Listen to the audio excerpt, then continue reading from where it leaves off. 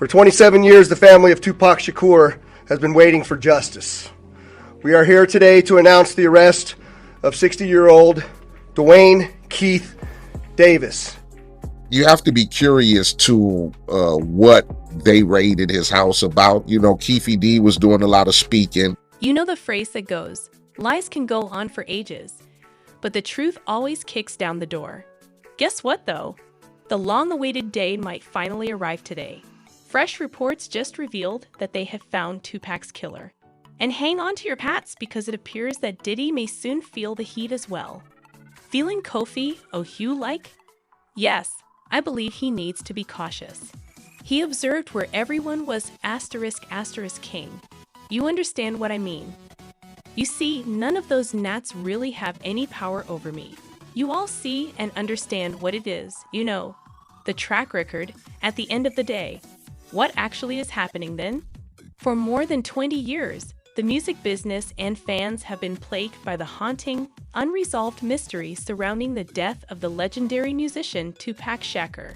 Recent events, however, give rise to the possibility that the long-elusive truth may finally be coming to light in an ironic turn of events that could only occur in the world of sensational scandals.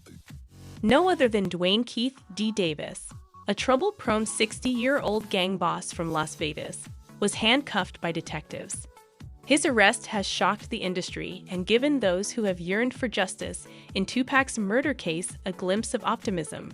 Stepbrother of Tupac, Mupremi Shakur, couldn't help but feel conflicted over the arrest.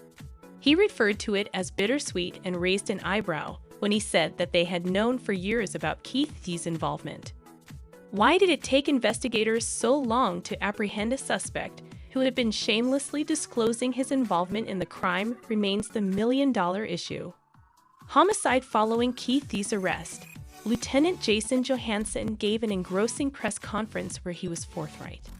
Davis was identified as the leader and shot caller, which caused a flurry of inquiries. It's interesting to note that throughout the early stages of the inquiry, law enforcement already had access to many of the case's relevant data. But when Keith D began admitting his role in 2018, the case took an unexpected turn. Kevin McMahill, the sheriff, added his 2 cents, making it abundantly obvious that this matter was far from over. He reassured the populace that a successful prosecution was being vigorously built. After months of careful consideration, the Nevada grand jury indicted Davis for the murder. Thus, it is safe to assume that they were persuaded. He was unexpectedly arrested while out for a stroll close to his house.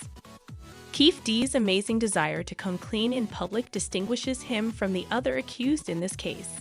He freely acknowledged being present during the drive-by gunshot that killed Tupac in 1996. He continued after that. He even admitted to giving another gang member the murder weapon, proving beyond a shadow of a doubt that there were ghosts in the hip-hop community's closet. However, there's still more. Keith D revealed his role in the frightening tell-all memoir Compton Street Legend, which was published in 2019. He insisted that he had been driving the same Cadillac that was used in the shooting while doing so.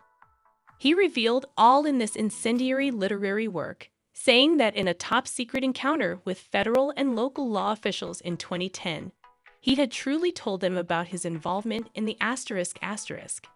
Davis, however, claimed that the authorities had promised him immunity in return for his cooperation, which raised questions about how the matter was handled. And that's not the end of it. Who ***ed Tupac?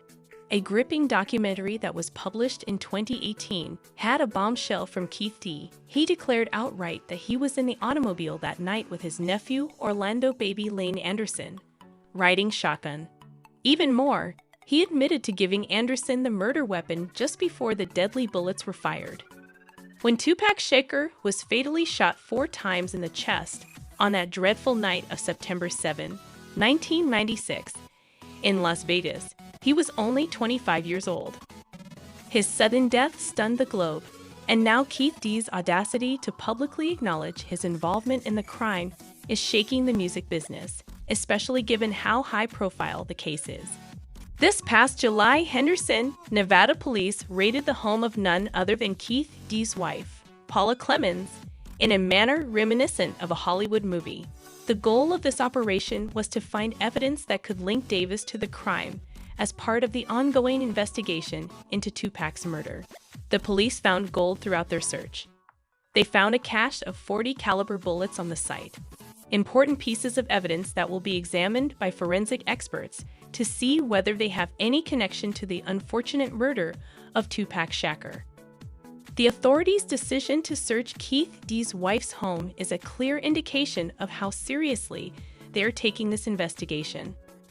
It makes it evident that Davis, who has previously asserted that Sean Diddy Combs had cut off all ties with him years ago, is under investigation by police officials. These new developments imply that Keith D's disclosures might have far-reaching effects that go beyond his own participation in the crime. The most important aspect of this intriguing story, however, is now revealed: a possible link between Sean Diddy Combs and Tupac Shakur's murder. The music mogul Diddy has been able to avoid any judicial consequences for his suspected involvement in the crime. However, recent developments in the narrative are thrusting him back into the glaring limelight.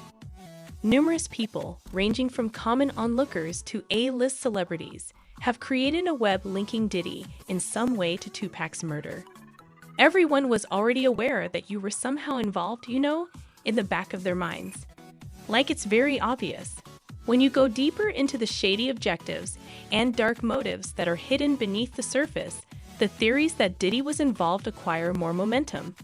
In the Tupac Shakur murder investigation, Detective Greg Cotting, a former member of the Los Angeles Police Department, sheds light on the convoluted complexity of Diddy's alleged involvement. Suge Knight, who was aggressively seeking retribution for the 1995 death of a buddy in Atlanta, a tragedy he considered Diddy accountable for, suggests that Diddy's motivation may have been to protect himself from his anger. Suge Knight allegedly went deep into his resources after the unfortunate death of Tupac and paid a cool $13,000 to hire his own hitman, a Bloods member named Wardell Pucci Faust, to kill Christopher Wallace. Also known as Biggie Smalls, he is a well-known artist and Diddy's close friend. This was a retaliatory action that shocked the hip-hop community. The true mystery is how Diddy learned about Suge Knight's plans for retaliation. He seemed to have a crystal ball since he could see the danger coming his way. The fact that Diddy may have had an inside source, presumably one with connections to Suge Knight's inner circle, raises a red signal. Keith D, the man of the moment with his rumored gang connections, would be the ideal candidate to fill that post. The location of the murder weapon itself is one of the longest-running mysteries surrounding Tupac's death. The exact Glock gun used in the shooting has remained as elusive as a ghost in the night, despite the fact that the police were able to gather bullets and casings from the crime scene. Concerning the whereabouts of this elusive weapon, conflicting stories and rumors have been circulating. A .40 caliber gun was startlingly found in the garden of a Compton house in 1998. Leading to speculation that it might have been the murder weapon. However, this firearm's ballistic tests quickly disqualified it as a potential match.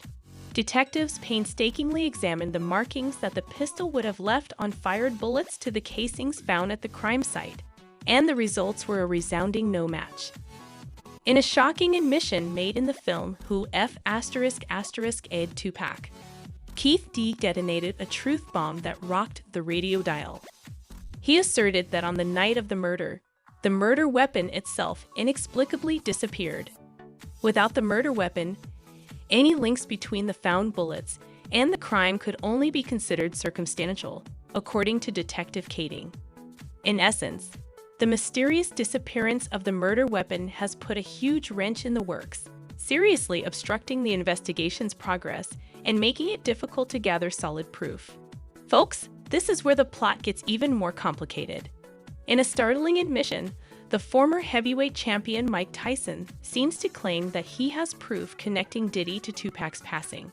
In a frank conversation with DG Vlad, Mike Tyson made a moving confession, acknowledging that he contributed in some little way to the untimely passing of the legendary rapper. This shocking revelation has shocked the world and renewed curiosity about the mysteries surrounding that was the first time I met Tupac, who was at the Indiana Black Expo and was there to meet me. The revelation not only clarifies the circumstances surrounding Tupac's passing, but it also reveals the intricate web of connections that existed between the lives of these two significant individuals. Although it may have seemed strange, a boxer and an activist became friends. When Tupac was still attempting to establish himself, Iron Mike was already a successful musician when it all started. They met in a club where the wanted rapper stunned the world's baddest guy with his extraordinary singing ability. Moreover, their bond was strengthened by the dynamic singer's love of boxing. They started hanging out together and developing an enduring connection because of their common passion for the sport. Anyway, Iron Mike opened up about his 1992 time in jail in a recent Drink Champs interview with DJ EFN and NAR, which was published on Sunday, June 11. He also had a remarkable encounter with the renowned West Coast musician that created a stir while the artist was a visitor. When Mike built security to let a group of young males enter through the back of the venue at an after-party at the Palladium on Sunset in California, one of those men turned out to be Tupac. When he first entered the visiting room, there were plenty of mean, Aryan men who looked like backwoods hicks. Everyone began applauding as soon as he stood up, Tyson remarked. They honored him. They began cheering as soon as he entered the room.